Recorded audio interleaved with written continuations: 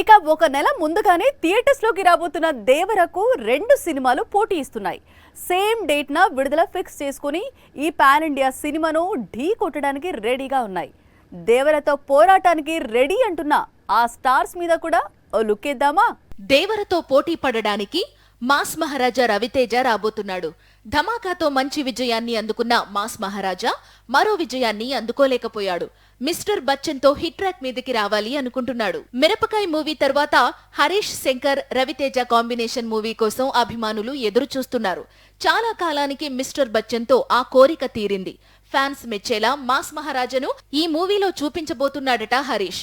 People media factory నిర్మిస్తున్న ఈ సినిమాలో భాగ్యశ్రీ బోర్సే హీరోయిన్ గా నటిస్తోంది. దుల్కర్ సల్మాన్, మీనాక్షి చౌదరి హీరోయిన్స్ గా రూపొందుతున్న మూవీ లక్కీ భాస్కర్.